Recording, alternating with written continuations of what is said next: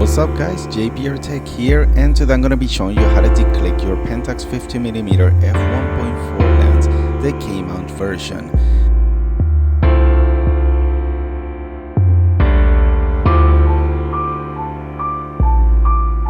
Now declicking is very important for videographers because you would not want this sound when you're shooting video.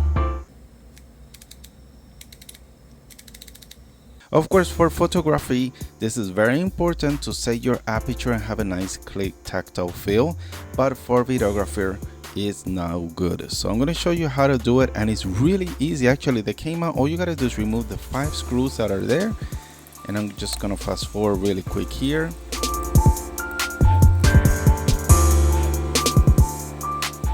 So before removing the aperture ring, be careful with this little ring that is so flimsy and it's just laying there. It will fall off easily.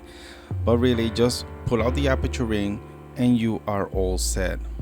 Now there we go. On the lens, we can see the culprit that's making all the racket.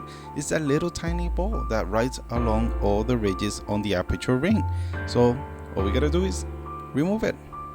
Take it off. And there we go. We just declicked our Pentax lens and we have a Cinelens.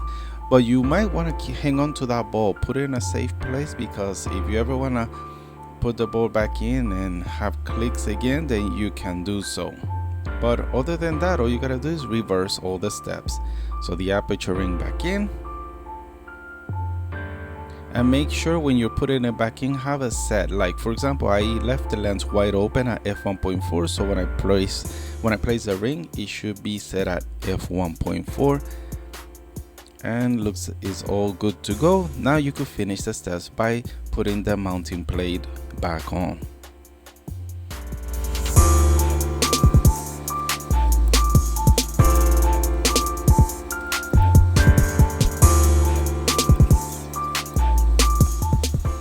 And there you go. That's how you declick your Pentax lens. Now there are a lot of advantages why you want to do this, and you could actually hear it. It is silent, so you could operate the aperture while filming, and there are a lot of advantages why you would want to do that.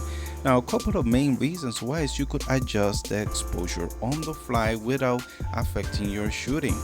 And another advantage is that you could actually control how much the viewer sees. Say you have a few piano keys that you want to show at a time, or if you want to make it more dramatic and have just one key in focus, you could do that gradually. Or perhaps you want to just shoot a bouquet and maybe focus on just one flower, or right at the same time you could just close the aperture smoothly and focus on the entire bouquet.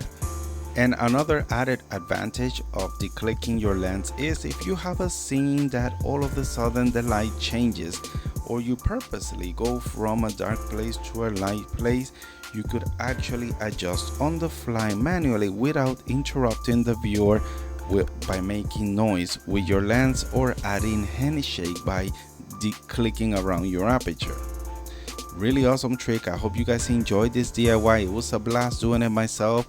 And yeah, do it at your own risk though. If you break your lens, don't come to me about it, but it's a really awesome thing to do. You bring more life to these old lenses that are just gathering dust. Now if you did enjoy this video, hit a thumbs up, like, share. And also, by the way, this entire video was edited in my iPad Pro using the Enlight Videoleap software. So this is a free video editing software that is free with a kind of limited version, but it's enough to make this video that you just saw right now. There supports a couple of layers in the free edition. I can do voiceover like I'm doing right now. It's pretty powerful stuff, and all the clips were shot with the Sony a7S in S-Log, and I was able to get the contrast and saturation pretty decent. So let me know your comments down below. Now subscribe, because I will be making a video in the future. I've been living all life throughout this week using only iOS beta, the 13. That's it. I haven't used Mac or PC, nothing. It's just been straight iOS. Now I'm gonna be making a video on that, a documentary you could say, in the future, so stick around. And thank you for staying this long. I'll see you guys on the next one. Peace.